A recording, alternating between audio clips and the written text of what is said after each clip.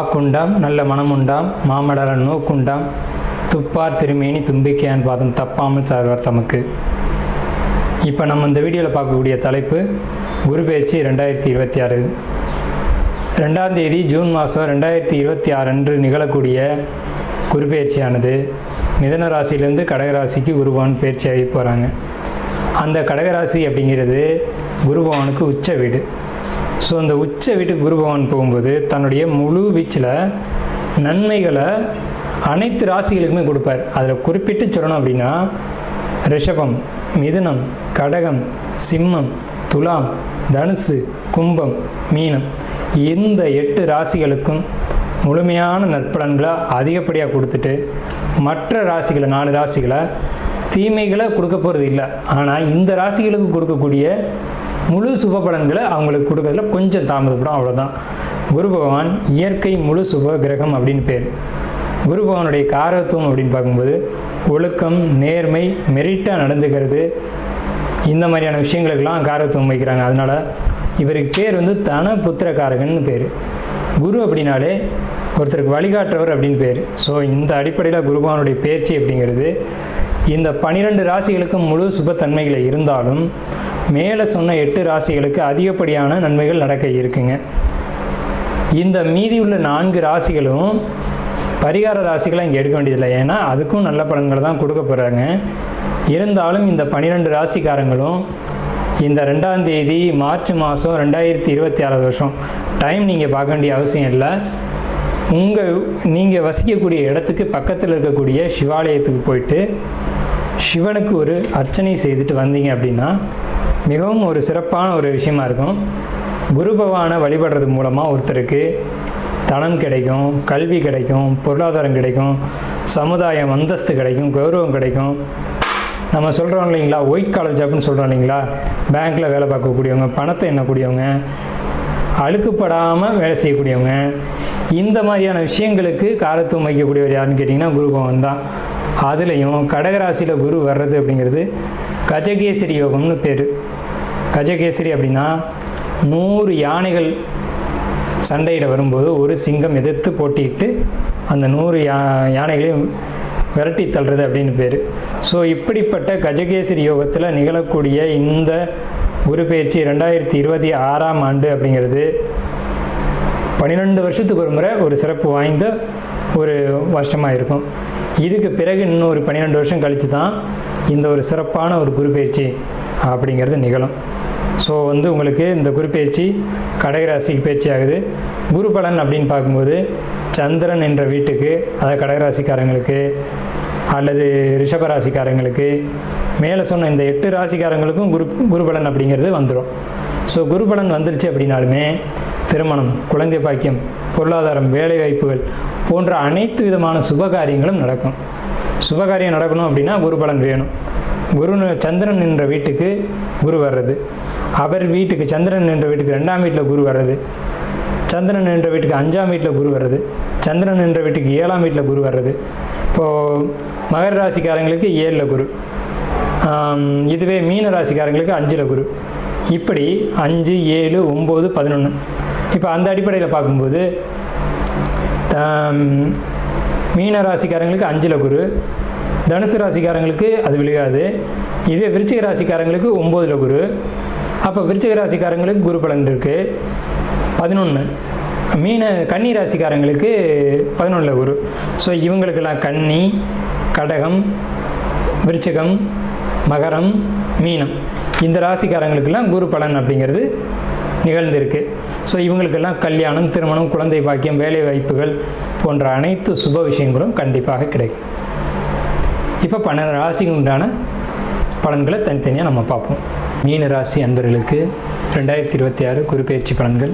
2026 குரு உங்கள் ராசிக்கு 4ஆம் இடத்துலேருந்து 5ஆம் இடத்துக்கு, அதாவது மிதுனத்துலேருந்து கடகத்துக்கு பெயர்ச்சி ஆகிறது மட்டும் இல்லாமல் உங்கள் ராசிநாதன் அவர் உச்ச பலம் அடைகிறார். ஸோ இந்த அமைப்புகளை பொறுத்த வரைக்கும் ரொம்ப அற்புதமான யோகம்னு தான் சொல்லணும். திண்ணையில் படுத்திருந்தவனுக்கு திடுக்குன்னு வந்துச்சா யோகம் அப்படின்னு சொல்கிற மாதிரி அமைப்பு தான் மீன ராசிக்கு. என்ன காரணம்னு கேட்டிங்க அப்படின்னா, சின்ன ஒரு விஷயம் ரொம்ப கஷ்டத்தில் இருக்கும்போது ஒரு பெரிய உதவி கிடச்சிது அப்படின்னா எப்படி இருக்குமோ அப்படி தான். அதாவது இப்போதைக்கு ஜென்மச்சனியினுடைய தாக்கங்கள் பெரிய அளவில் இருக்குது. ஸோ இப்படிப்பட்ட சூழ்நிலையில் ஒரு குரு பெயர்ச்சி நடந்து அந்த குரு பெயர்ச்சி மூலமாக அதனுடைய தாக்கம் பெரிய அளவில் குறையும் போது அது ஒரு பெரிய முன்னேற்றம் தானே சொல்லணும். உங்கள் ராசிக்கு 5ஆம் இடத்துல உச்சமடைஞ்சு உங்கள் ராசிக்கு 9ஆம் இடத்தை பார்த்து உங்கள் ராசிக்கு 11ஆம் இடத்தை பார்த்து உங்கள் ராசியை பார்க்கறதுனால நண்பர்களுடைய உதவி அப்படிங்கிறது இந்த காலகட்டத்தில் கண்டிப்பாக கிடைக்கும். நண்பர்கள் மட்டுமல்லாமல் உங்களுடைய குடும்பத்து உறவுகளோட உதவி, அதே மாதிரி சொந்தக்காரங்களுடைய உதவி, நண்பர்கள் தான் ரொம்ப முக்கியமாக உங்களுக்கு சப்போர்ட் பண்ணுவாங்க. இந்த சமயத்தில் பொருளாதார ரீதியாக ரொம்ப வீக்காக இருந்தாலும் கூட பண உதவி உங்களுக்கு கண்டிப்பாக கிடைச்சிடும். பண உதவி கிடைக்கிறது மட்டும் இல்லாமல் நீங்கள் ஒரு தெளிவான முடிவு எடுப்பீங்க. எந்த காரியத்தை எப்படி செய்யணும் அப்படிங்கிற முடிவுக்குள்ளே நீங்கள் போவீங்க. ஸோ இந்த மாதிரியெல்லாம் முடிவுகளை நீங்கள் தெளிவாக எடுக்கிறதுனாலேயே சரியான பாதையில் உங்கள் லைஃப் நகரும் இந்த காலகட்டத்தில். அதாவது இவ்வளவு காலம் பிரச்சனை சந்தித்தது போக இனி அந்த பிரச்சனைக்கெல்லாம் ஒரு முற்றுப்புள்ளி வைக்கக்கூடிய காலகட்டமாக இந்த குரு பயிற்சிக்கு பிறகு இருக்கும். குறிப்பாக சொல்லணும்னா சொத்து, டாக்குமெண்ட்டு, எழுத்து இதனால் பிரச்சனைகள் ஏற்பட்டிருக்கும். சொந்த பந்தத்துக்குள்ளேயும் சிக்கல்கள் உருவாயிருந்திருக்கும். அதெல்லாம் ஒரு முடிவு எல்லாருமே, அதாவது எல்லாத்துக்குமே யார் பிரச்சனை பண்ணாங்களோ அவங்களே உங்களுக்கு பிரச்சனை வேணாம் அப்படின்னு சொல்லிட்டு ஒதுங்கி போகக்கூடிய காலகட்டம், அல்லது சந்தோஷமாக போயிடுவோம் நமக்குள்ளே எதுக்கு பிரச்சனை அப்படின்னு அவங்களே சொல்லக்கூடிய காலகட்டம் அப்படிங்கிறது இந்த காலகட்டம் தான். அதாவது இப்போ இந்த குரு பயிற்சிக்கான காலகட்டம். பணம் பொருளாதாரத்தை பொறுத்த வரைக்கும் ரொம்ப சிறப்பாக இருக்குது. 5ஆம் இடத்துல குரு உச்சம் அடைஞ்சிருக்கு அப்படின்றதுனால யாரெல்லாம் குழந்தை இல்லை அப்படின்ற ஒரு இயக்கத்தோடு இருக்கீங்களோ அவங்களுக்கெல்லாம் குழந்தை அப்படின்ற ஒரு யோகமான அமைப்பு நிச்சயமாக கிடைக்கும். குழந்தை பாக்கியம் அப்படிங்கிறது கண்டிப்பாக கிடைக்கும். அதே மாதிரி திருமண விஷயத்துக்காக காத்துட்ருக்கக்கூடியவங்களுக்கு திருமணம் கூடி வரும். மீனராசிக்காரங்களுக்கு கண்டிப்பாக நிறைய திருமண தடைகள் வரும் இந்த காலகட்டத்தில். அதுவும் பொண்ணெல்லாம் பேசியெல்லாம் நிற்கும். திருமணத்துக்கு ஓகே சொல்லிவிட்டு ஏதோ ஒரு காரணத்தினால நிற்கக்கூடிய ஒரு வாய்ப்புகள் உண்டு. அந்த அமைப்புகள் கூட திருமணம் வரைக்கும் போகக்கூடிய ஒரு யோகம் அப்படிங்கிறது இந்த காலகட்டத்தில் உண்டு. அப்போ குழந்தை வேணும்னு எதிர்பார்க்குறவங்களுக்கு குழந்தை, திருமணம் வேணும்னு எதிர்பார்க்கக்கூடியவங்களுக்கு திருமணம், இது போன்ற எல்லா விதமான பாக்கியங்களும் கிடைக்கும். ஏன்னா 9ஆம் இடத்தை உச்சம் பெற்ற குரு பார்க்குறாங்க.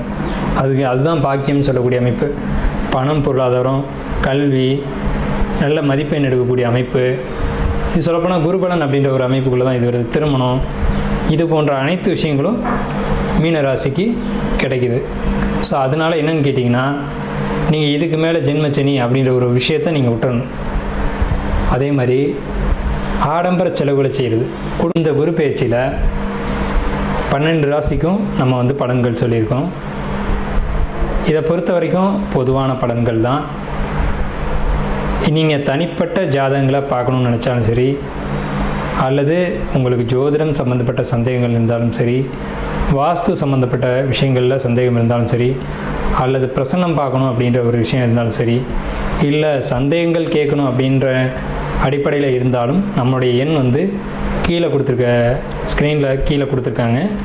இந்த நம்பரை கான்டாக்ட் பண்ணி எப்போ வேணாலும் நம்மகிட்ட அப்பாயின்மெண்ட் வாங்கிட்டு ஜாதகம் பார்க்கலாம். இல்லை மற்ற சந்தேகங்கள் இருந்தாலும் நீங்கள் கேட்கலாம். ஸோ உங்களுக்கு மேலே சொன்ன விஷயங்கள் பூராமே பொதுவான விஷயங்கள் தான். மேலே நம்ம கொடுத்துருக்கோம் பார்த்தீங்களா, இது எல்லாமே பொது பலன்கள் தான். உங்களுடைய தனிப்பட்ட ஜாதகம் தனிப்பட்ட விஷயங்களை சுட்டி காட்டும். அது தெரிஞ்சுக்கணும் அப்படின்னு ஆசைப்பட்டீங்க அப்படின்னாலும் நீங்கள் ஃபோன் பண்ணியும் கேட்டுக்கலாம். இல்லை சார் நீங்கள் பேசியிருக்க விஷயத்தில் எனக்கு குழப்பம் இருக்குது அப்படின்னாலும் சந்தேகம் கேட்குறது கூட கேட்டுக்கலாம். அதுக்கு பணம் கட்டணும் அப்படின்ற அவசியம்லாம் கிடையாது. நீங்கள் சந்தேகம் கேட்டுக்கலாம். இல்லை சார் வாஸ்துவில் எனக்கு அப்படி ஒரு டவுட் இருக்குது, அதே மாதிரி பிரசனத்தில் இந்த மாதிரி சந்தேகம் இருக்குது, இது மாதிரி சொல்லியிருக்கீங்க அப்படின்னாலும் நீங்கள் நம்ம நம்பரை கான்டாக்ட் பண்ணி கேட்டுக்கலாம். அதுக்கெலாம் ஒன்றும் இது கிடையாது. சரிங்களா? நன்றி, வாழ்த்துக்கள்.